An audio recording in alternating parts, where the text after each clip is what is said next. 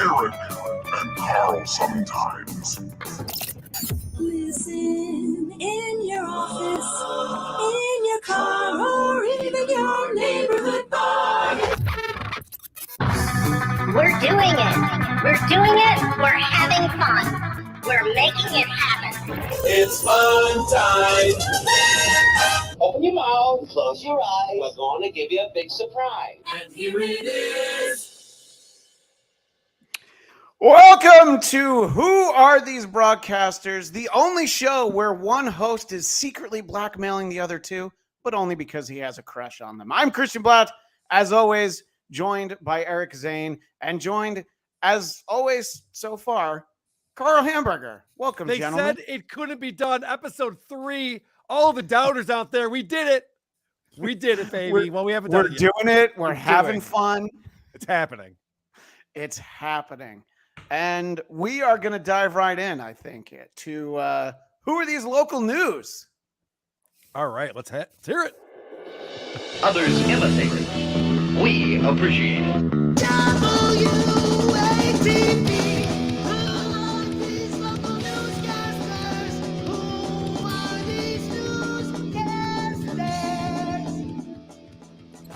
Well, you know what they say in the news business. If it bleeds, it leads. And our friend Eric Zane brought this one to our attention, a house explosion in the Pittsburgh area. What can you tell us about this ahead of time, Eric? Well, there's not a lot left. That's what I can tell you. if it blows up, it leads. I mean, you know, occasionally you'll see somebody whose house explodes and somehow they'll say no one was hurt. And I don't know how that could be. That's not this story. Everyone's super dead. And It was caught on a Ring video camera, but there's a couple of caveats to it that I thought were strange, because typically when a house blows up, by the end of the day, you have, it was a gas leak. Not so in this one, though. All right. So here's a Ring cam footage of the explosion. It happens very quickly here.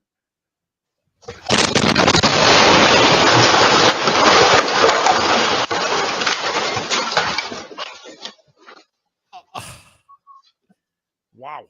You know, I've seen that so many times.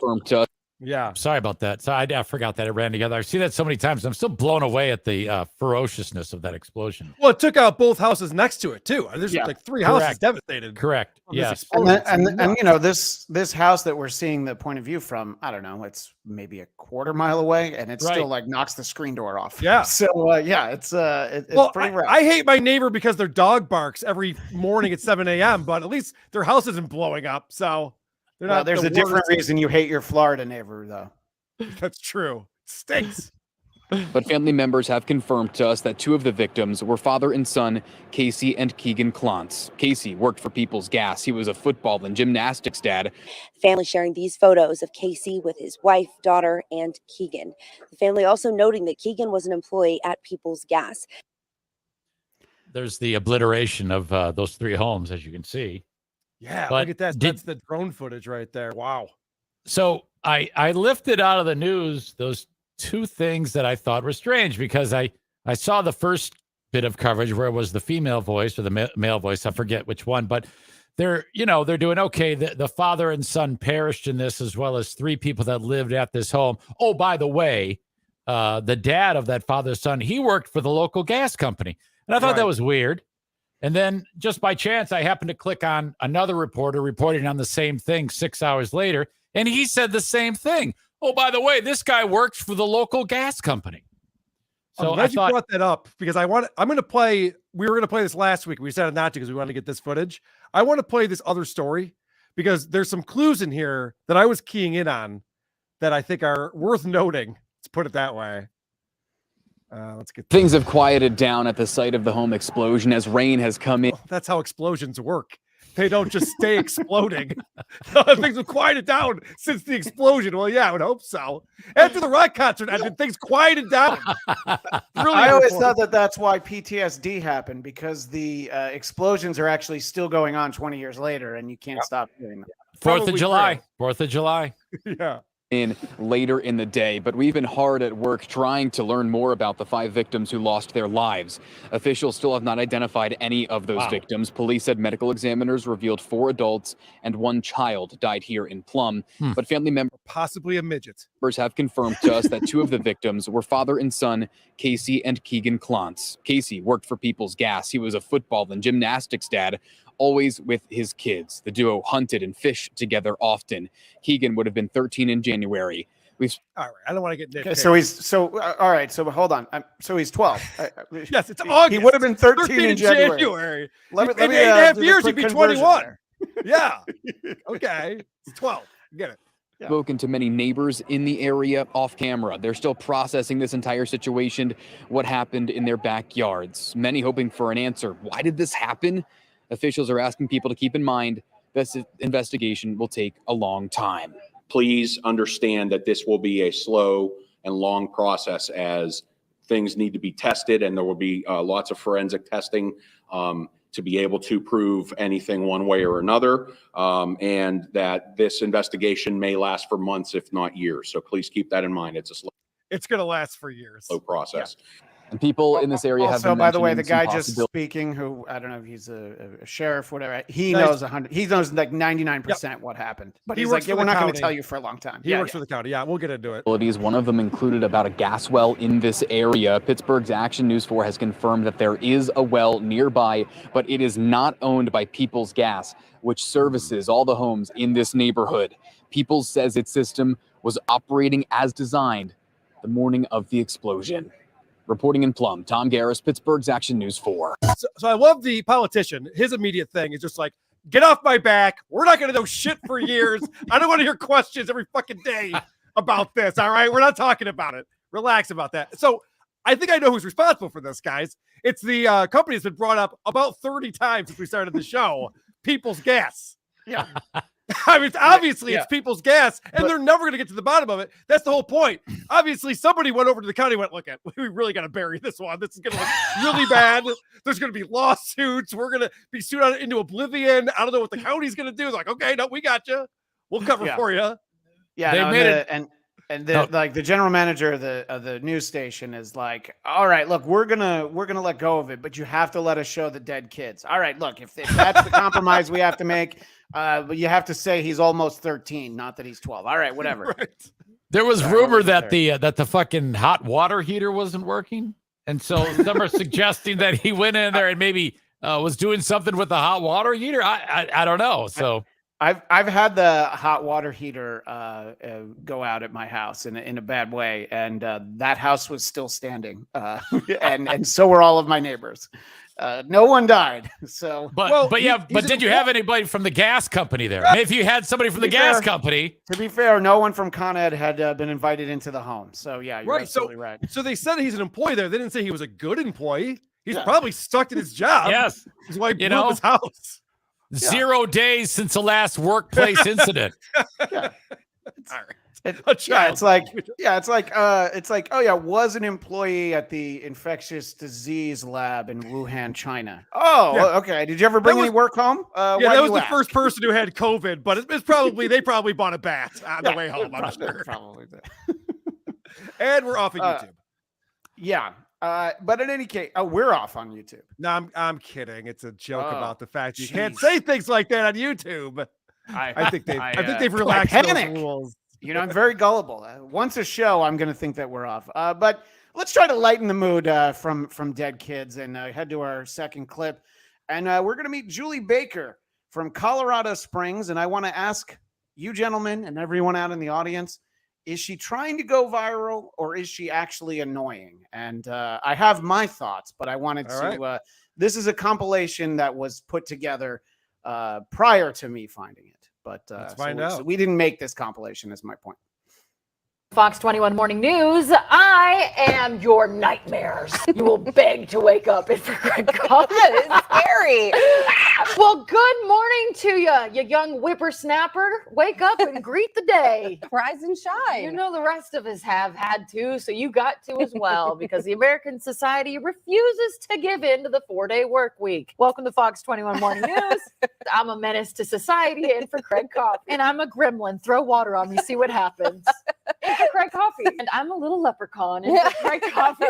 We'll take it. We like it. Do you like it? I put on this dress. I looked in my mirror. I coupled it with my red hair and I said, I'm a little leprechaun, leprechaun, leprechaun. They're good luck. You like this look? Yeah. You're gonna slide into my DMs later? I might. Ooh, yeah. So I think your opinion probably starts with an important question. What do you gentlemen think of gingers in general? Because this is a very divisive topic. Many a beer has been spilled over a disagreement on gingers. I am a fan. Same. Newest Whaler says, I am scared and pitching a tent. Yes, she is hot and frightening, and I am married to a ginger. Okay, good. So we know what your answer is. You just can't say it on mic. We get it, Eric. I'm married to a ginger, and I stuck my finger in another one. Whoa! And I won't tell you his name. Oh, I see what you did there. No one told me there was going to be boasting. It was Ed Sheeran. But there's a couple things here. The first is this outfit, this green outfit that she's talking about. You can clearly tell that look, I'm no fashionista, but you can tell that a belt is supposed to go with it. And she did not. Yeah, you're right. She did not find the belt this morning. I like to imagine that just stuff strewn all about her apartment in Colorado Springs, which is where she is. But the reason why I think it's all a bit of a work, as they say, is this is from Julie Baker's Instagram profile. So she put this out there. This isn't somebody, watching like, wow, I can't believe our local news person is so annoying. Instead, she puts it out there. So I don't know if this is just some like ginger thirst trap that I don't understand, where she wants to annoy you. I'm not really sure, but I think I like her is what I'm trying to say. I have a theory on this, and I agree with what you're saying. She's probably doing this on purpose to go viral. Because at first, when I was watching this, I thought this was maybe over a couple of years' time, all the crazy things she did. Then I realized, oh, that's the same outfit. This is just one day. Yeah. I have a feeling. You guys ever have an edible before bed? It's a little stronger than you thought it was going to be. And you wake up and you got to go to work and you're still very high. Yep. That's the sense I was getting. No, but I'll take your word for it. Yeah. Okay. Yeah.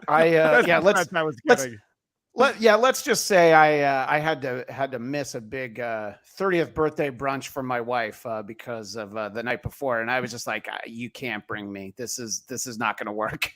I got to stay here in the hotel. I had a business trip up in Montreal, and we're hanging out with the clients, and of course the clients are the boss, and the clients are like, we're going to go get edibles, we're going to go to a strip club, and I went, I'm going to go to the casino. You guys have fun. And so my coworkers did edibles for the first time ever. And of course, they don't kick in for a little bit. So they're like, well, I guess we got to eat more. Yep. Fast forward to the next morning when I'm driving both of them back from Montreal. I was not supposed to be the one driving. I'm driving them back to Rochester from Montreal. And both of them were on the verge of having their insides come out the entire way home. So yeah, maybe something like that was happening. I don't know. This may be the equivalent to when radio guys trying to get a new radio job in another town. He sends a tape full of 3 minutes of his big hits, his best bits, and sends it out. Yeah. She's auditioning. She's like the wild and crazy newscaster she's gonna do the 9 a.m. show when the hard news gets done. Oh, see, I thought you were gonna say, because Opie claims when they got fired in Boston for saying the mayor was dead as an April Fool's prank, he claims he did that on purpose in order to get fired, in order to get a job in New York. It's pretty convenient that he had that all master planned out and it worked out exactly how he wanted it to. I think maybe she's trying to get fired because she wants to go to a bigger market. You don't think that's the case here, Eric? It could very well be, because a lot of times, like Opie, he would always get fired and move his way up the ladder. So it doesn't matter what the fuck you did as long as people were paying attention. At least it was. True. It's not like that now, but it was back then for sure. No, now if you get fired like Don Geronimo, you're done. There's nowhere else to go. Mark, I've been sitting in this room for 5 fucking years pulling my cock. That's right. Don Geronimo. I should have said Eric Zane. My bad. I haven't left this room. I sleep there. People are saying that John is sniping us. If he is, I hope he sees this. Deadfool coming in with $100. Thank you, Deadfool. Hi, boys. Great show so far. Vote for Vinny. Vote for Vinny. Vote for Vinny. Deadfool, you got me again. Damn it. Damn it. Vote for Karl at thecreepoff.com, Deadfool. But thank you very much for the support. We do appreciate that. All right. But anyone who sends in $99.99, I will definitely vote for Vinny. Karl, we shouldn't ask you to vote. If they give me enough money, my vote is for sale in elections and also for the creep off. Come on. All right. The price of saying vote for Vinny 3 times is $100 on this show. Okay, fine. That's fine. We've set our mark. And by the way, if John is sniping us, it's not funny. It's not fun. But that video that we just watched from Julie Baker, that came to me from my pal Michael Shirley, who is Memphis's favorite son. He also sent us our next clip with we're going to meet a lady named Yolanda. And this kind of helps us understand Memphis a little bit better, that some things are so common, run of the mill, that you barely notice them when they happen. Here in our clip number 3. Watch. Gotcha. Please spell your name for me. My name is Yolanda, Yolanda.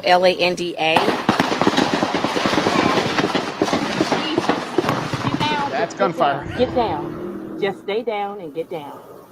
That's okay. Thank you, Lord Jesus. Just stay down and get down. Now they're coming back. Okay. You okay, Jay? Thank you, Lord, for the blood of Jesus that cover us. Poor Jay. Thank you, Father, for the blood of Jesus. Thank you, Lord. All right. We should be all right. Bye-bye. Yep. You saw it, the black car. You can see the playground equipment where children play there. That's actually my favorite. The guy in the studio was in. By the way, stray bullet could have struck a child, but unfortunately for our purposes, it didn't. So but I'm guessing Yolanda. If the child was there, he would have been 13 in January. I'm sorry, what were you going to say? Pardon me. I didn't mean to jump all over you there. I thought you were done. Yolanda's been through this a time or two, is what I'm figuring out. No shit. She's just like, oh, that's the sound of drive-bys. Get down. And I think Yolanda reacted the way that I wouldn't, and I would have been much worse than Jay, who is the on-air guy who clearly shit himself and had a heart attack. Yeah, for sure. God forbid someone move a camera to show what's happening. I want to see the action. This is similar to when someone runs out of the football field and all the cameras start going, whoa, what's up in the sky right now? We don't know. Fucking annoying. Well, if AI Ray enjoys running onto the field, boy, is he going to be happy later in the show. So AI Ray coming in with 5 euros. TV news anchors are like human autocorrects. They're the reason I'm never surprised when they say breaking news and it's just a breaking blooper. Seamus McCallahan, $5. This has to be better than KB, Stutcho, and Chad streams already going on right now. It has to be. I don't know how it wouldn't be. And Nice with $10 live. That's nice. Thank you, Nice. Much. I really like Nice. Everything Nice says is so nice. I really appreciate it. So nice. I know. Yeah. And you know who else was really nice was Bob Barker, who passed away just this past weekend. And I think we need to give a little tribute to him.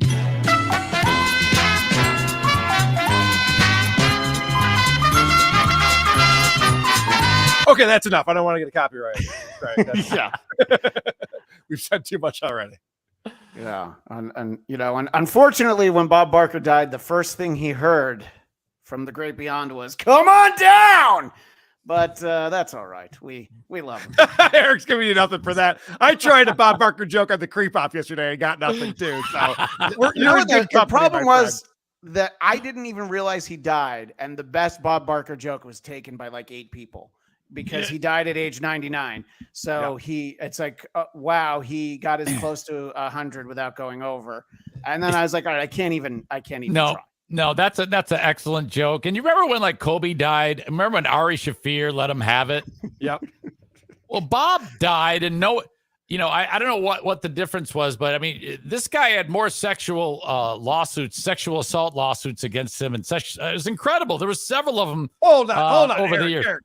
That wasn't a thing in the 70s and 80s. That was encouraged on television sets back then. Oh my God. Yeah, your boss was supposed to take his dick out at some point and ask what you thought. Like especially TV in the 70s. You're just gonna have to take my word for it. The showcase girls, could you imagine them? They're backstage. They're like, how many times did you rape you? None. Oh, it's okay. I didn't hear. It's okay. You're just a late bloomer. That's all. He'll come around. But the clip that we have selected here, my friend Bill sent this to me, and it's great. The full clip is much too long. It's still, this version of it is still even like 2 minutes, but it's probably one of the dumbest people ever to play The Price is Right, and you can see that this is late era Bob Barker. You can see he's older. He stopped dyeing his hair. And also, this might have even been the day he like went up to management and said, like, you got to bring somebody in here. I don't care what sitcom they host. Somebody has to replace me at this point. Yeah. But it's very entertaining to watch Bob in this clip. And I'm sorry, dumbest contestant ever for sure. Yeah, you're gonna lose your turn if you don't write. Not 13,000 what? Yeah, so there's one digit too many, so she has to figure out what order these go in. Yeah. You use the one twice. That's an R. Now you've used the one here twice. Oh, reminding her the rules. Here are the 5 numbers. Using those 5 numbers, write it down. 13,000 what? 19,000 what? 19,000. Now you've already used the one. 19,200. You've used the one twice. Can I use the one again, Bob? You've used the one twice, Joy. Look, right down here. What do you want to write? You want to write 19,000? Write it down. Write it down. 19,000. Now you have the 3, you have the 2, and you have the 0 left. $320. And no. One it more seemed like chance. a victory, though. One more chance. 21,000. All right, now you have the 3, the 0, and the 9 left. Go ahead. 9. Okay. 0. No, you won. She did. She won it. Bob wanted her to lose. She won the car. Bob is exhausted. He can't believe that this idiot just won a car. He's like, all the thousands of people that I've loved on this show that haven't won, this idiot just won a car. And he's like, he's not even holding the mic up. He's just talking off mic. He's pissed. He's actually angry. And the thing that I don't understand is this woman's jumping around. She should be embarrassed. She should be like, you know what? Keep the car. I suck. My bad. If I give the car back, can you cut this out of the show? Right. Is that something that could possibly work? She has no shame. Never. You'll be back after these words. He wanted to say something. He's just like, I can't. Yeah. That woman was so dumb. I feel like Richard Dawson wouldn't have put his tongue in her mouth. But maybe I'm wrong. You're definitely wrong about that. When you sent over a clip that was entitled "Worst Price is Right Contestant," I thought for sure it was going to be Dylan Mulvaney. So congratulations on not touching the third rail there. Right. No, exactly. Well, it has to be, it has to be a Bob Barker clip. But Eric, I understand that the passing of Bob Barker reminded you of something from your illustrious career, correct? Yes, working for the local hockey team. They wanted to recreate the scene when Bob Barker and Happy Gilmore got into the fight, the golf course, because we had like a sponsor for the hockey team was the local golf course. So me and the play-by-play announcer for the hockey team try to do a shot-for-shot of that scene from Happy Gilmore. I was playing Happy. All right, Happy. Nice and easy. That's not nice and easy. I can't believe that you're a professional golfer. You should be working at the snack bar. You better relax, Bob. There's no way you could be as bad at hockey as you are at golf. All right. Let's go. You like that, old man? You want a piece of me? I don't want a piece of you. I want the whole thing.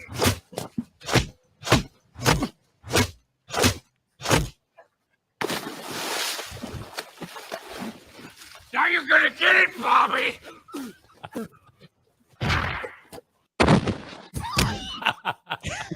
The price is wrong, Bobby.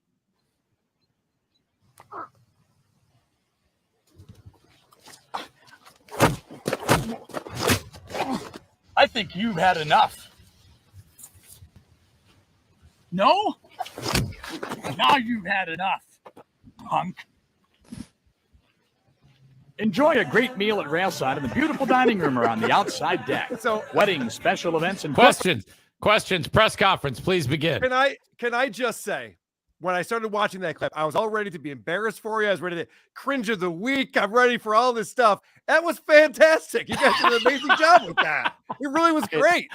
It also looked like you had fun, and yeah, it's the same thing. It's perhaps you won't win any awards for it, nor did you, Eric, but it definitely looked like fun. And for a recreation of a scene from Happy Gilmore, you guys did a great job. So who was the other guy, though? That's Bob Kaiser. He's been announcing for the team since they started, like 26 years ago or something like that. So you just reminded me of something, Christian. So my band was asked to play at Darien Lake. It's a theme park between here and Buffalo. And so my band plays the show, and people seem to enjoy it, and things were great. So the person at the park that hired us sent us a card, and the card had a photo of our show that he had taken on the front. And I opened it up, and it's like a thank you for doing the show. And it says, it seems like you guys have a lot of fun, which is not a compliment. I just want to point that out. Like, the fact that was the first thing you said to Eric just now, like, well, it seems like you guys are having a lot of fun. Well, it's like, well, okay, but did anyone else? I'm hoping that the point was not for us to have fun. No, the point was for you. And it's true. There are many times where I've seen a movie, or perhaps even a Friends movie, and you go like, wow, it looks like you guys had a lot of fun. And you're right. That is usually what that means. You know what? I never thought of that, but I'm going to use that. I'm definitely going to steal that. That's fantastic. Oh my God, you had so much fun. You guys seem like you're having so much fun up there. The other one that I like to use, because I play in a lot of local shows with other bands that aren't very good. And so when I'm talking to the guys in the other band, I'll say something like, dude, that guitar tone is killer. That is a great guitar tone you got there, you know? Oh my gosh, the sound is fantastic in here. You know, just things that aren't compliments but sound positive, and they go, yeah, all right, cool. All right, sounds good. Look at, where'd you get those shoes? Yeah, whoa. What are those 10-gauge guitar strings on there? Wow. Ricky, you $32.25. SJ never asked OJ to sign his knife. I was there. John, you owe Carl $100. Thank you. I agree with you on that. I hopped on John's show last night. I put it out on our Patreon today. I hopped on John's show last night to argue with him about our $100 bet. Ghost of Mr. P and Chad's dead transgender brother, $2. Carl, you're going to have Chad and SJ over for Tito's? Only if they steal it and bring it. Mango, $10. Over, under, and how many of the girls Bob nailed over the years? Oh, gosh, it's got to be all 3 dozen, I would imagine. Every single one of them. If you saw them on the show twice, that means that Bob had his way. Now, the real question is how many, because now they have guys doing that. How many of them are banging Drew? That's the real question we got to get to the bottom of. Yeah. Pete D, $10. SJ, I hope you are taking notes on what funny is. FKB and FSJ. I got to make bumper stickers. FKB and FSJ. Washman, $30. 3 episodes. You did it. That's worth $10 a show. Way to go, gentlemen. Thank you very much, Washman. We did it. 3 episodes. We're almost there. We're not there yet, but pretty close. Dang Lizard, €10. You can do it, Eric. You can do it. You can do it. Jackass. All right. Well, let's move it over.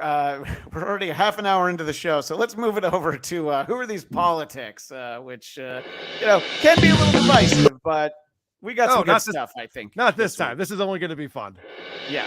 A lot of people talking about Christian and Karl's segment, making it great with who are these politics. And last week's GOP debate in Wisconsin was notable because Donald Trump wasn't there. But we did get some great stuff out of those who did show up. And if you're thinking of, hey, this candidate or that candidate was there and they didn't show up, it's because they didn't say anything stupid and or funny. But the debate begins with highlighting musician Oliver Anthony's song, Rich Men North of Richmond. And all of the candidates had to comment on it. And instead of watching their comments on it, Eric, you found a great clip of Oliver Anthony himself, didn't you? Yeah. He had all he did was go out in the backyard there and make a fucking song, and now he's a millionaire. And everybody's jumping on board. It's hilarious. They're falling over themselves over this guy. He said, fuck that shit. This is what the song's about, and talked about it. And that's our clip number 6. When the Congress spends trillions and trillions of dollars, those rich men north of Richmond have put us in this situation. Well, you know, like it was funny seeing my song in the. It was fun. It was funny seeing it at the presidential debate because it's like I wrote that song about those people, you know. So for them to have to sit there and listen to that, that cracks me up. But it was funny kind of seeing the response to it. Like that song has nothing to do with Joe Biden, you know. It's a lot bigger than Joe Biden. He also went on to say it's about the corporate greed of politics. That's his big point in the whole thing. And he's like, this is ridiculous. I wrote that song about you assholes, and you're talking about it. He didn't say those Democrats north of Richmond. Right. I think he's trying, you know, and I'm not going to pretend that's my favorite song, but I understand what he's trying to say from it. Yeah. It's not a great song in my opinion, but I do like the message. I do understand where he's coming from. But the from. guitar tone is great in the song, right, Carl? Guitar tone is great. It does sound fantastic, but I do like this guy more now because I do like the fact that he's going, no. All of you politicians are hateable. And the fact that these guys don't get that, they think that they're outside of Washington. They're like, well, yeah, I know those politicians, they're a problem, but not us. No. Especially you. Specifically you, asshole. I have a question. So he goes outside in the backyard and has millions of people watch these videos. There's discussion that he's making $40,000 a day. Does that add up? Does that sound about right compared to because he's the biggest thing in the world right now? You know, honestly, my band makes about 13 cents a week. So I'm not sure. I'm not sure if that adds up or not. You have to ask someone better qualified to answer that. I'm always curious as to what people who have mega popularity, what they can bring in just from YouTube videos. And I think the question is whether or not did he partner up with like a Colonel Tom Parker type, you know, somebody who's like, yeah, I'll take care of you and I'll sign all your deals for you, kid. We don't want to go to Europe. You don't have a fan base over in Europe. You don't want that. So as for the debate itself, we saw a little of him in there, and I'm gonna have the hot take. I'll talk politics for half a second. I feel like Ron DeSantis pretty close to over. I feel like he's like a new Coke. He's Crystal Pepsi. He might even be Nickelback. I might even go out on a limb and say he's Kevin Brennan. And in clip number 7, oh no, it's over. FRD is what I'm trying to say. And he's trying to take Donald Trump's #1 catchphrase from him in number 7 here. You bring Fauci in, you sit him down, and you say, Anthony, you are fired. Kind of worked, though. He did get some applause off of it. He sounds like such a pussy. He's got this very thin, kid-like inexperience. He reminds me of what the fuck in Back to the Future, you know, Marty's dad when he's George McFly. Yes, he sounds like him. Oh God, he just reminds me of such a fucking little weasel. So I know that Trump has "you're fired" copyrighted. Yeah. So the fact that he says "you are fired," is that okay? I just want to know what because he also as we'll see in our next clip, I believe he's not entirely human, and his programming doesn't allow him to use contractions. So that's why he has to say "you are." I see. Okay. Yeah.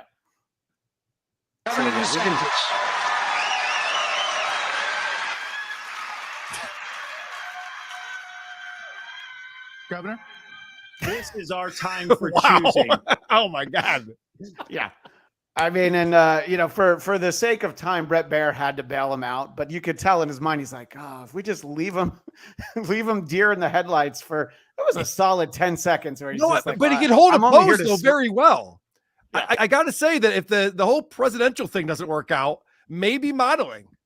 It's like that fucking scene in Brady Bunch. Great reference when fucking Marsha's starting to glitch. Is that the one?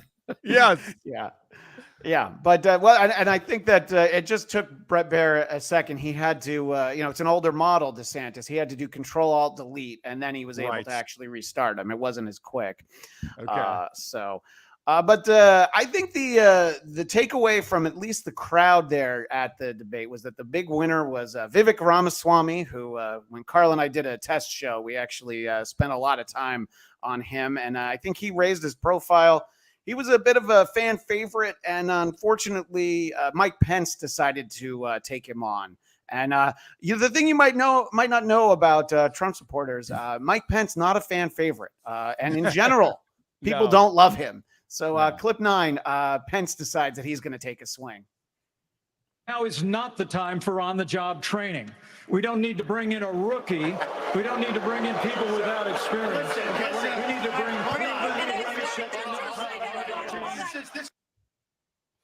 Now, didn't he run with Donald Trump last time, who had no experience in politics? Right. Okay, so that's kind of a dumb point, I would imagine. Yeah, exactly. It was on his talking points from Mother, That is the longest index finger I have ever seen in my life. Holy shit, look at that thing. Well, if this doesn't work out, you can always play in the NBA. So he's got a future either way. Look at that. That guy can pop a basketball for sure. Unfortunately, also not that popular is Chris Christie. For some reason, he feels like every 4 years he needs to run for president, and the people in his life don't have the heart to tell him that. Well, he doesn't have the heart to actually, serve a job for 4 years. But he also tries to take on Vivek Ramaswamy and clip 10. And I think Chris Christie is not the one who comes out better in this clip. Enough. I've had enough already tonight of a guy who sounds like ChatGPT standing up here. And the last person in one of these debates, Brett, who stood in the middle of the stage and said, "What's a skinny guy with an odd last name doing up here?" was Barack Obama, and I'm afraid we're dealing with the same type of amateur standing on stage tonight. Come over and give me a hug. Give me a hug just like you did to Obama. The same type of amateur. And you'll help elect me just like you did to Obama, too. Give me that the same hug, type of amateur. Hold on. Had enough. I mean, he definitely got in some good ones there, Vivek Ramaswamy. And what the fuck was he thinking with a weird last name? Obama has a weird middle name. That's the problem with Obama. It's the middle name that people have trouble with. Yeah, exactly. But I think that Chris Christie might have been a little overmatched, but give me a hug and you'll elect me like you did Obama. That can we talk that about to me? This information that's come out recently, I think this is astounding. No one's talking about the fact that how amazing Obama was. He was our first black president, our first gay president, and we also had the first man in the White House. And no one's talking about how amazing that is. Why do you think people aren't talking about that, Carl? I don't know, YouTube regulations. I'm not sure. Yeah, that's probably why. Probably why. All right. Allegedly. Yeah. Well, there was some brilliant counter programming because the debate wasn't for everybody. In fact, I feel like most of the audience probably didn't watch it. I feel like you guys didn't watch it. No, but, I did because I knew there would be some good clips to take away from it. So at the same time, Tucker Carlson sat down with Donald Trump and he got right to it. And in our clip 13, Tucker asks former President Trump, I think something that we all actually really care about. Do you think Epstein killed himself sincerely? I don't know. I will say that he was a fixture in Palm Beach. Yeah. I don't know what Barr said about it either. I have no idea what he said. What did he say? He killed himself, probably? He said he killed himself and that they were going to do this investigation. They never did the investigation. It's never been public. Well, and they hid it. And why are they doing that? And clearly Barr knew. But why would Bill Barr be covering up the death of Jeffrey Epstein? Bill Barr didn't do an investigation on the election fraud either. Okay, he said he did, and he pretended he did, but he didn't. I don't care what you think of Tucker Carlson, but there's a couple clips that we have here for this show that just remind you what a great broadcaster he is. You don't have to like him. You don't have to like what he believes in, but why do you think he didn't investigate Epstein? And, and Trump's like, he's a guy around Palm Beach. I know. Yeah. But it doesn't say were you guys friends? No. He lets us ask questions in our head. He doesn't actually ask those questions. Well, I don't blame Trump for staying away from this one because these are the same people who can and will assassinate him. So he knows the answer. You're just like, who knows? I mean, lots of weird things happen. Glitch in the Matrix. What are you going to do? Our clip 14 shows that if nothing else happens after 2024, I think that Trump and Tucker would be able to do those Q&As that sell out arenas like Bill O'Reilly used to do before he got in trouble. Right. Just just a little bit of this clip 14, you'll see kind of right in the middle, like, oh yeah, they do really work well together. They're the new Martin and Lewis, really, for politics. They love pictures of him on the beach. I think it looks. Oh, sorry, terrible I on have the to set up. beach. They're talking about Joe Biden. That's my mistake. Right. They're talking about Joe Biden. Biden on the beach. Yeah. They love pictures of him on the beach. I think it looks terrible on the beach. It looks terrible on the beach. Skinny legs. Well, he can't walk through the sand. Sand is not that easy to walk through. No, sand is not that easy to walk through. You're right. You're right, Donald. Tucker's terrible at this. This is not Tucker's thing, goofing on people. But I gotta say, Trump's the best. I can listen to Trump rag on people all fucking day.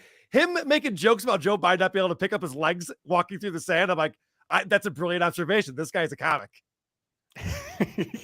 Skinny legs. Skinny legs. I know what is that? The skinny legs. No, that's not the thing we're worried about. But I mean, I don't know how hard walking in the sand really is, but Joe Biden does seem to have an issue with it. One last Tucker clip, and I have this clip because the show is who are these broadcasters, and the broadcaster is very proud of himself. There's like a freeze frame at the end of the clip where Tucker really enjoys the conversation here in clip 16. But to get in to vote, if you buy groceries, if you buy practically anything now, you have ID on a card, credit cards or otherwise. But don't you think it's racist to have to show your ID? Well, they probably say that. There it is. There's the smile. But it's racist to show your ID, isn't it? So this is what you call a softball interview. Am I right Yeah. about that, Christian? You've been around politics a little bit. Yeah, Hearing two people agree with each other on everything is so boring. Yes. So I feel like I was able to boil down about 2.5 minutes of the good stuff. Well done. Yeah, this is definitely a softball interview. Tucker, about a month ago, he really went after Mike Pence. That was much more entertaining because he wasn't letting him off the hook with anything. Now, I have to say that earlier we were watching that debate and they tried to make the joke about Chat GPT. Well, AI Ray is not having it with €5. People using Chat GPT as an insult? Guess I'm the villain in the keyboard kingdom. But hey, I'm still type out positive vibes. I'll still type out positive vibes and hashtag Chat GPT villain.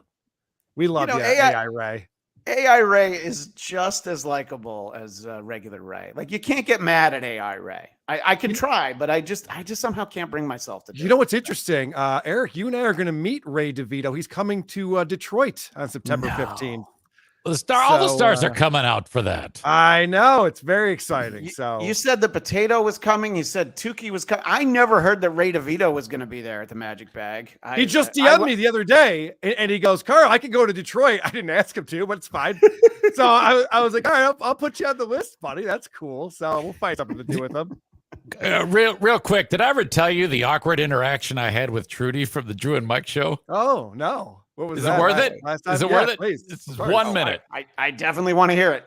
I worked with her decades ago on that show for 6 months. Okay.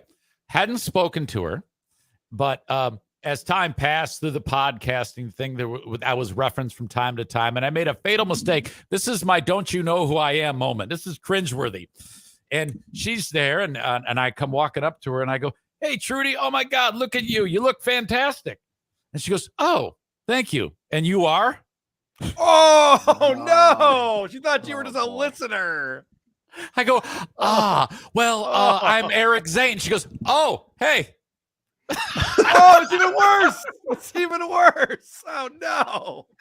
I'm gonna bust her balls. I will never speak to her ever again because it's so embarrassing.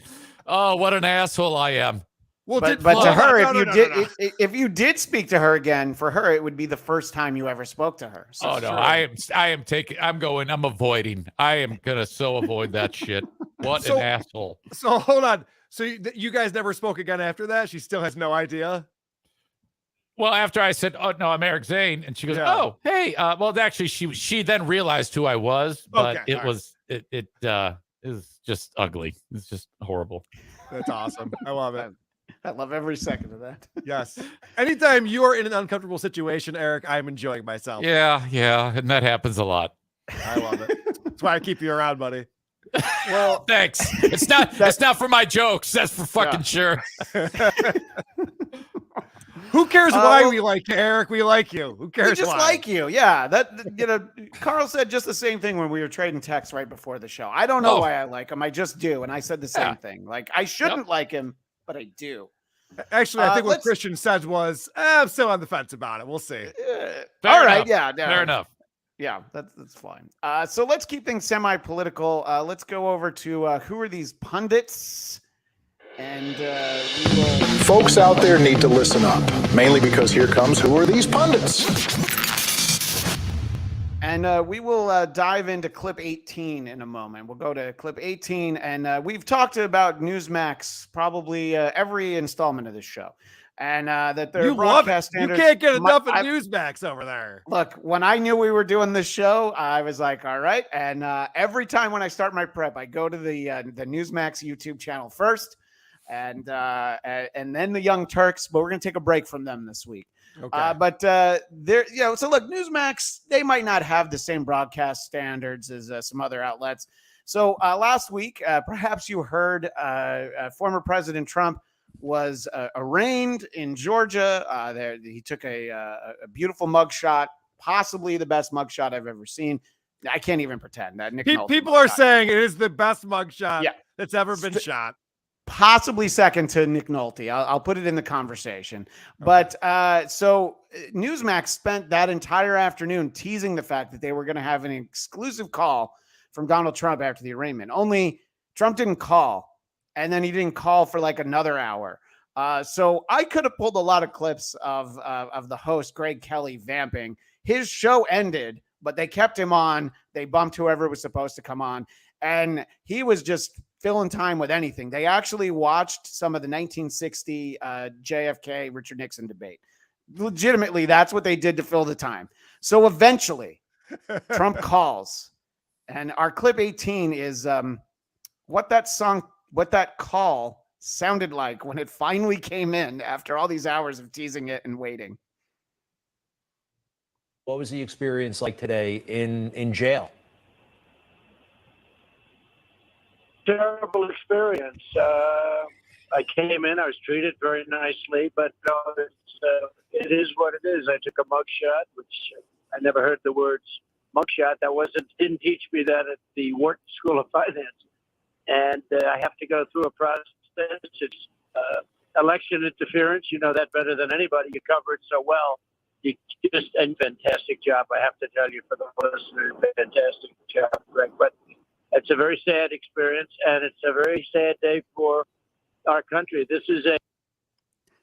So my question to both of you, he tells Greg Kelly how great he is, and he does a tremendous job. Do you think, I'll ask you first, Carl, and the same question for you, Eric. Do you think former President Trump has ever seen Greg Kelly's show or knew his name before this call? You first, Carl. I believe that he has people tell him who are friends and who are foes. And so, or maybe they hold up a card in front of him as he's talking on the phone. And so it's like, if he's on CNN, it says phone, and he goes out, and you guys get it all wrong, and it's fake news. No, it's actually, it's just an emoji. It's a smiley emoji when it's Newsmax, but if it's CNN, it's a frowny face. Yeah. When you're in school, you play red light, green light. You're holding up the green light. This is a good one. This is a good one. So and you hold up the other one, and you hear this. You are fake news. Yeah, and you can only feel for that, having worked in radio and podcasting for so many years, so many big guests.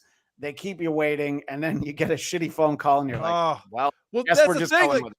Like, if you're in prison, don't they have a hard line there? Could you ask them to borrow the good phone? Don't use your cell phone with the bad reception.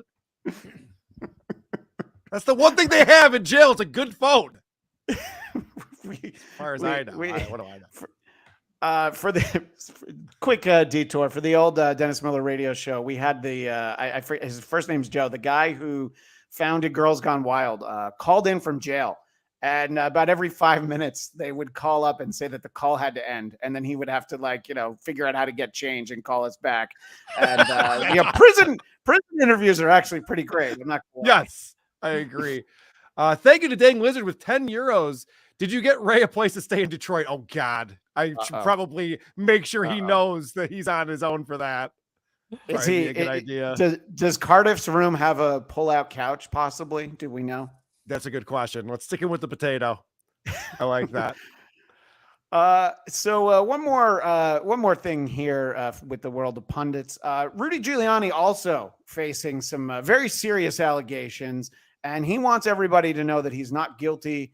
And he says that he's never been involved with intimidating anybody to do anything that's against the law. In this clip, Rudy will let you know what it sounds like if someone's going to try and intimidate someone. Something that maybe he's heard. Oh, yeah, of course. Rudy's he's dealt with the mob. He knows how this works. Yeah. There would have to have been magic words there. Words like, if you don't do it, I'm going to break your legs. If you don't do it, I'm going to shoot your wife.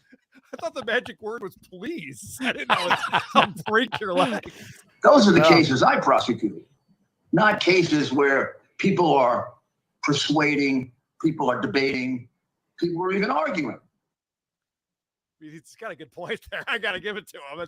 Yeah. That is true. Oh, no. Yeah.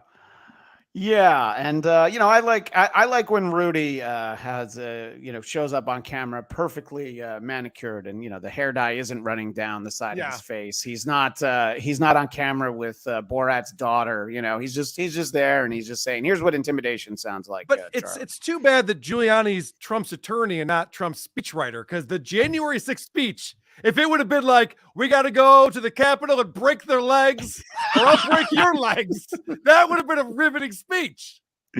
By the way, can I nominate for a future Hall of Fame moment the Four Seasons landscaping debacle at some point? Yes. Yeah. That is definitely I think the anniversary of that will be up before we know it. And credit to that. I was just going to say credit to that landscaping company. They immediately, the next day, started selling merch on the internet. That's right. So, That's right. Yeah. It's Always Sunny in Philadelphia. I don't know if you guys ever watched that show, but they did a great bit on that. All right, let's close the book on politics and pundits, and let's head over to who are these sportscasters. Home of the hourly triple play. W-A-T-B. Who are these sportscasters? Just listen and find out. Who are these sportscasters? And the Little League World Series just wound down within the last few days, and we have a couple of clips from there. And it's all everyone's talking about, and we're no exception. We are on the bandwagon of the Little League World Series. I could drive to where the winning team is from in about 30 minutes, and no one's talking about it. But good for San Pedro, I believe was. If you could drive there in 30 El Segundo, minutes, sorry. If you can drive there in 30 minutes, it must be a mile and a half away, I would imagine. Yeah, it's on the other side of my local Costco. Yeah, exactly. Okay. So shout out to El Segundo. I believe I left my wallet there once. But don't think just because these are kids that they can't do thousands of dollars worth of damage to expensive ESPN equipment. Clip 21. We'll see what happens here when things go awry. And Nasir Elisais, they're swinging at him. Amazing, they're swinging it. And right off kudos to ESPN for taking the time to I love how break this down. 78 mile an hour. Yes, and here's the actual camera that gets smashed. Ball coming right in on it. I want to see that in regular speed. Yeah. That would be more fun to see. That is spectacular. What a noise it made. Hour fastball. Yeah, exactly. That sound. Whew. This had to happen, right? I don't know how you put a camera right there and not know this would have to happen eventually. Look at the size of that fucking lens. Jesus Christ. Is that a 1976? Did they use that for making Bad News Bears? Look at that. Right. I mean, it's literally in the backstop. Do you know why it's called a backstop? It stops the balls that come back. You shouldn't use glass in a backstop, guys. Come on, ESPN. I mean, how long has ESPN been doing the Little League World Series? Probably since Todd Frazier and Bryce Harper were in the Little League World Series. And the fact that this has never happened before is actually pretty surprising, I don't know that that's true, but I'll take your word for it. Well, I would imagine this happens twice a game.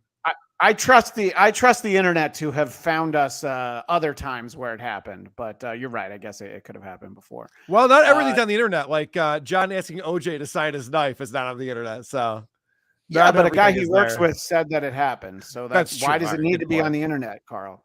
John, All I'll right. take $20 off the top for convincing Carl he needs to pay you right now. One of my so least there's favorite things to happen in all of sports broadcasting, because as you guys know, I'm a big Bills fan. And we have this guy named Bass, who's a good field goal kicker. And I sure do hate when they're lining that up and it's 34 yards. They go, he hasn't missed a kick under 40 yards in a season and a half. He's gone 38 straight attempts without missing from this distance. And I go, why did you just say that? Don't ever say that. Yeah. I actually, go ahead. when you see it, because there's the same thing about when a pitcher is throwing a no-hitter or a perfect game or something like that. And they know not to do that. No, but do you have those broadcasters who will say, like, I don't have anything to do with it. If there's no hits, I'm going to say that there's no hits. You have the ones that are superstitious, but there are those who are indignant about it. It's like, yeah, well, we're in the 7th inning and they haven't given up a hit, so I want to let the audience know. It's like, well, if it's on TV, you can see there's a 0 under the H column. Yep. But instead, this was, I guess, a good jinx for America, right, Eric? I know that you had seen this one yesterday. This was fantastic because Karl Ravitch, he does exactly what we were just talking about. And then some kid who's like 6'11", I could not believe the wallop when he hit this ball. All right, let's check this out. Curacao has not allowed a home run at the World Series. And next pitch. Oh.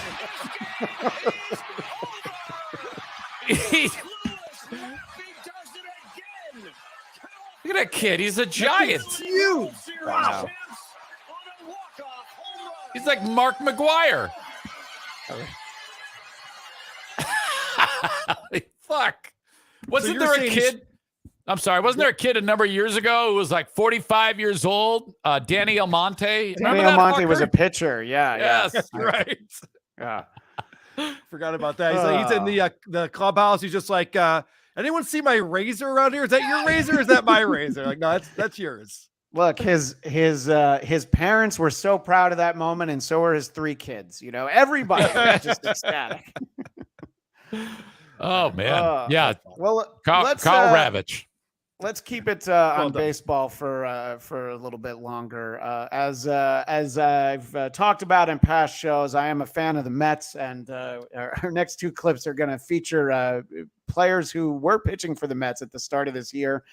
Max Scherzer was back at Citi Field in Queens as a member of the Texas Rangers, and so the Mets PR staff thought, well, let's put together a highlight reel of the year plus that he spent of marginal accomplishments for the Mets, and showed up on the big screen, and then we'll have Max wave to the crowd. But New York being New York, well, it didn't quite go the way that I think anybody expected. I think Max might have had a good laugh at it, but clip 23.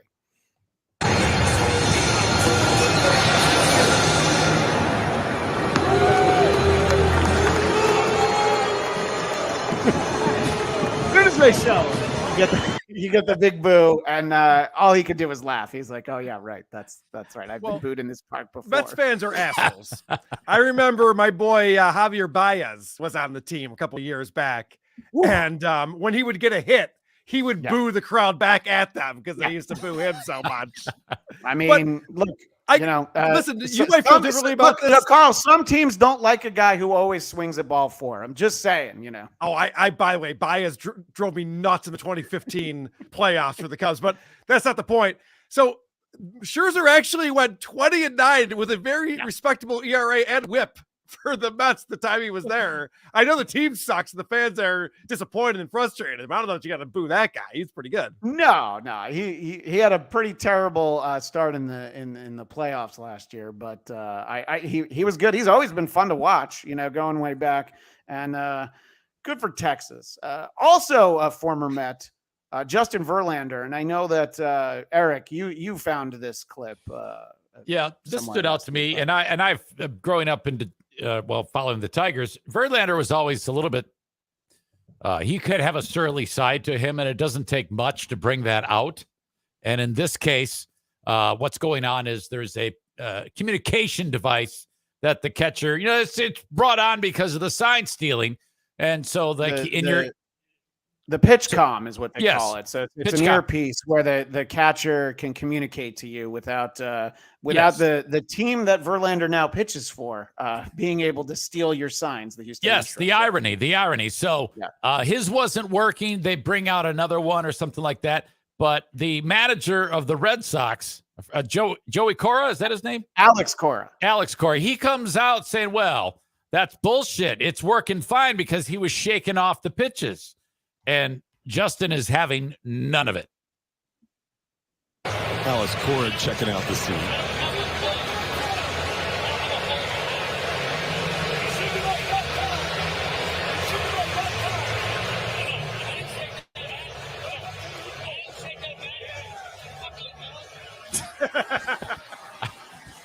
Did you hear him? My favorite part of the clip, I love that he says, "Fuck you, Alex," but then the announcer's like, "Did you hear him?" And like, you're on mic. I don't even know who that is in the booth for the Astros, but I love that he's like, "Did you just hear that?" Fuck off, Alex. That's classic Verlander. Fuck off, Alex. Yeah, and he said it in the most dismissive way possible too. It wasn't like a fuck off. It was just like a fuck off. I got time for your shit. You're talking about how surly Verlander is. Just think about how many times in a month he puts it inside Kate Upton, and yet he's still this angry. Good point. Washman, $10. The Little League World Series was great. Grand slam before that home run. It was fantastic. That's fantastic. Wow. Yeah. All right. Hey, I wasn't watching it. Maybe I should have been. My bad. Yeah. So we're actually gonna wind down the show with some more baseball. Kind of a crazy scene last night. It's not baseball. Unless anyone's sitting here, it's like I don't even like baseball. What you're about to see is not baseball. I promise you. This is all fighting from here on out. That's true. It is nothing but fighting. You're absolutely right, Carl. So we have 2 vantage points. We have so something crazy happened last night at the Braves-Rockies game in Denver. And the Braves announcers, Brandon Gaudin and Peter Moylan, they're going to discuss how some players got onto the field and accosted Ronald Acuna Jr. Fans got onto the field, right? Yeah. Sorry, I did say players, didn't I? I'm an idiot. Yeah. No. Well, usually players are on the field. See, this is why you thought that, because when I was typing up the description of the show, I wrote players run onto the field. I'm like, no. That wouldn't be very interesting. Yeah, they do that every half inning. Yeah. Right. Okay. some guys came out of the dugout also in uniform. No, some fans get onto the field and they talk about it. And in a later part of the broadcast, they talk about how they're not going to show the clips. But let's set it up by hearing what the Braves announcers have to say about what happened. And this is in the pretty much the immediate aftermath. It happened during a commercial break between half inning.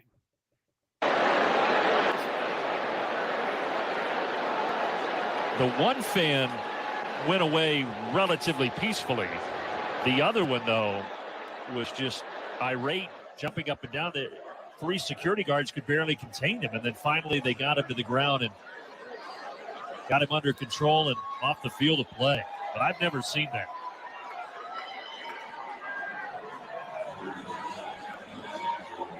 One of the fans did actually make contact with Ronald, kind of pushed him to the ground, and that's when Ronald freed himself. And then the security guards swarmed.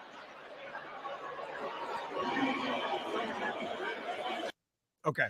So when I first watched that clip, you sent it over. I'm going, well, this is boring. I'm not going to show this. And then I found out that we get to see the melee and what actually happened. Right. I think it's important, especially for the audio listeners, to understand what it is. And as I said later on, because they don't show when fans run out onto the field and, don't come anywhere near the players. They don't show the good stuff anymore. They never show it. They make a point to cut away. And somebody was talking about that in the chat at the beginning of the show.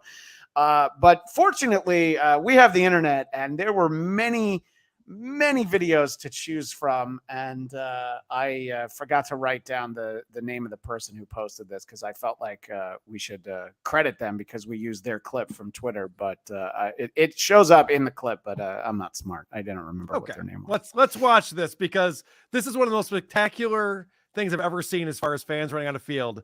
And I got to give it to Major League Baseball. They made a lot of rule changes that sped up the game. You have the pitch clock. There's no shift in the infield. And fans are allowed to run out in the field and get a few shots in on their least favorite outfielder, which is great. I love this rule. This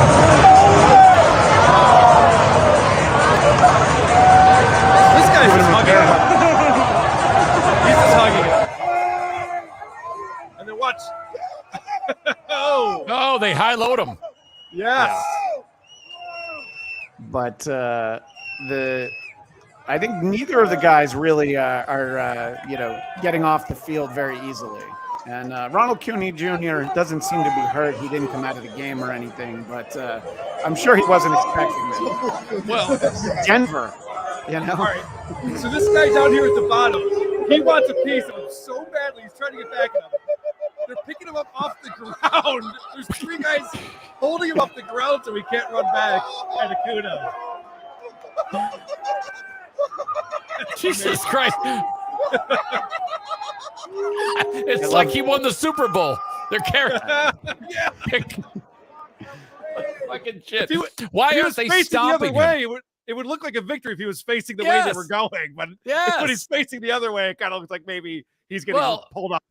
They got to do it like Chappelle. Remember that guy ran on stage with Chappelle and they fucking broke his arm and stomped his face? They got to do that here. Fucking. Hopefully, when they got him like away from the cameras, they were able to stomp that motherfucker out. But that's what needs to happen. And I hope that the guy laughing hysterically in the recording is the person who actually filmed it. I checked the clip. The person's name was Patrick Lyons. So credit to you for providing us with a phenomenal video here for the show. Hey, Tony from the Bronx checking in. He's a big voicemailer on WATP.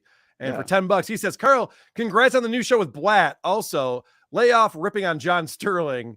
He's the only one showing up for the Yanks this year. All right. That's a good point there, Tony from the Bronx. Hey, Tony from the Bronx, if you send us $10 every show, I'll lose my John Sterling clips, okay? We don't have any today, so. I mean, Yankees fans are embarrassed by that guy too, right? They can't be behind those ridiculous calls. No, I mean, I don't know any who appreciate it. And, I mean, the guy's like in his 80s, and the fact that he has to still show up as he pointed out is, I think that's elder abuse. You should let him take the rest of the season. Right. I think him and Biden should be allowed to just retire and live their lives. Don't walk on the beach. Don't walk on the beach. It's hard to walk on the beach. It is hard to walk on the beach. Especially when you have skinny legs. All right. Skinny legs. This is all right. It's time for the Hall of Fame. Yeah, we're going to end big with the Hall of Fame. Might have happened a long, long time ago, but let's discuss with Karl and Christian who are these moments in broadcasting history. Oh, you know what? Hold on a second. I think I have a new drop for this. There's a new jingle. Wait, let me try this one. Flashback.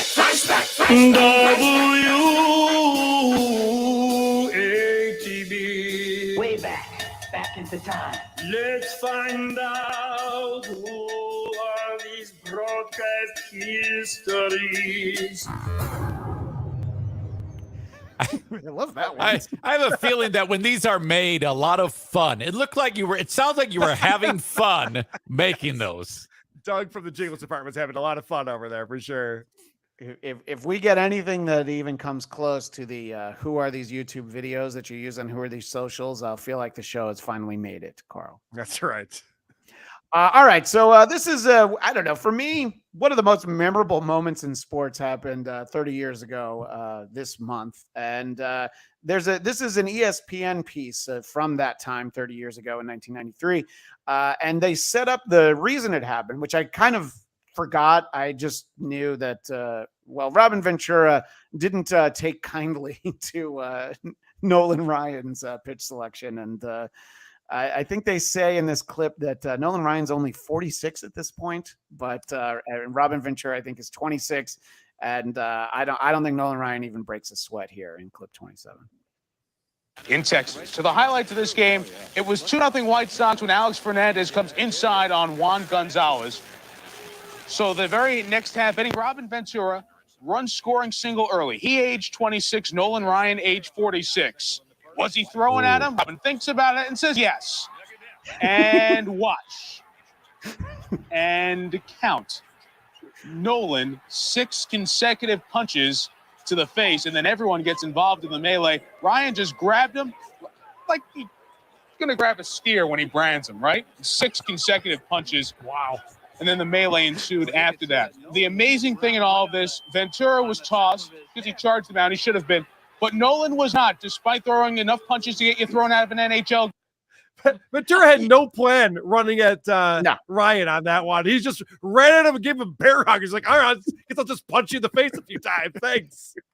It was like how I remember when I was actually on the air working nights on the radio when this happened at a rock station, and I was watching the game when it happened, and I'll never forget the song ended by Ugly Kid Joe or whoever the fuck.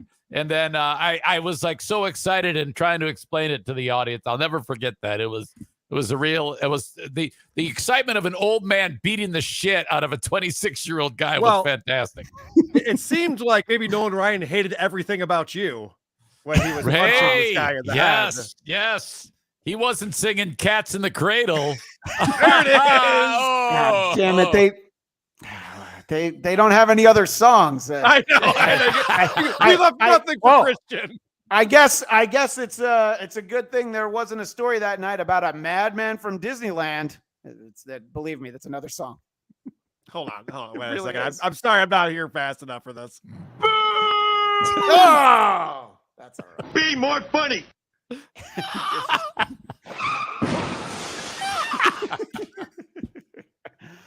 I should probably get those closer to, I should get those on my other board and have those more readily available, I suppose. Please don't. Yeah. A little mental note for myself. It might get some usage on this show, and friends. Those are these broadcasters, and I don't know who they are, but maybe we'll find out next week, Carl. Yes. So we are going to put this out on its own RSS feed. I have not done that yet. So if you're listening to this on the Who Are These podcast feed, thank you very much for listening.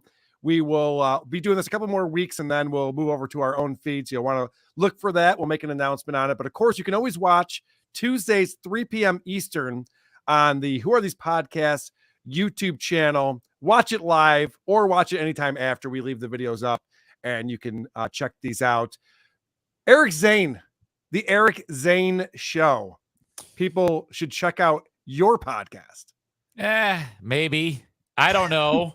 If there's nothing going on, I guess. Fucking guy. Come on. Anyway, the Eric Zane Show is daily wherever you download shows. I also have a Patreon that I make free. So, okay, if you like the free one, then maybe you might like the Patreon. And that's, you can sign up for 7 days and check out what I do. Patreon.com/Eric Zane. Thank you, Carl. Thank you, Christian. And I have my own podcast called The Blackcast, BLADTCAST. You can find it on YouTube and the audio version wherever you find your audio podcast.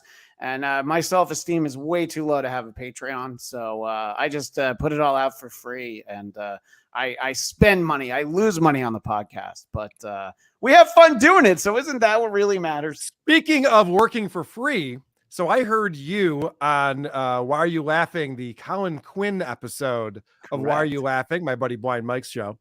And I didn't realize you did an internship at SNL and Conan O'Brien, but you were at SNL at the time that Norm Macdonald was fired as the anchor and Colin Quinn stepped in for him. I remember watching that episode live when it happened. The week that Norm got fired, they didn't tell him on Monday. That episode with Sam Jackson has a great bit of Star Wars outtakes, and Norm is in there as Burt Reynolds. And he's like, "Yeah, this Darth Vader guy. I don't get it. What kind of car does he drive?" So they filmed that at the beginning of the week before they told Norm that he was getting fired from Weekend Update. And but the thing that Mike didn't realize, and I think a lot of people don't remember, that wasn't Norm's last show. He was on Right. for like 4 or 5 more shows, and then eventually they let him go, but he would still be in sketches. And it was a very interesting week to be my first week there as an intern to watch Colin take over for Weekend Update. And let's just say the office was a little bit on edge that week. I would imagine it was a tough go at Yeah. that time. Well, just one last plug. I guess I'm going to be on Out of the Coffin with Bob Levy around 5 o'clock. So in about 45 minutes, I'm going to head over there to, I think, discuss the confrontation I had with Stuttering John last night on his show. So that should be a lot of fun. Again, thank you guys for tuning in. Thank you to the chatters and the super chatters. We really do appreciate the support. And remind me, do we have an outro for this? Do we have something that we do? Well, I like to workshop them. Every week I try a new one, Carl. Great. So Okay, I'm gonna try this one now. So this is Christian Blatt reminding you, every mic is a hot mic, but not every rod is a hot rod. I like it. I'm going to say yes to that. Eric Zane gives it a big thumbs down. All right. See you next time, folks. Who are these broadcasts are doing the work for people? The mainstream media makes tremendous mistakes. Let's find out. Oh, come on. It's no joke. We are doing it. We are having fun. Or these broadcasters are making sure you get the narrative. Carl, Christian, both are doing a tremendous job. Probably the best job anyone has ever done. Lots of people are saying that the best broadcast there ever was. Who are these broadcasters is on your site to observe and report. Who are these broadcasters? With Karl and Christian, you know, folks, it's really no different than a police officer running to the scene of a crime or a firefighter running into a burning building. It's what they do.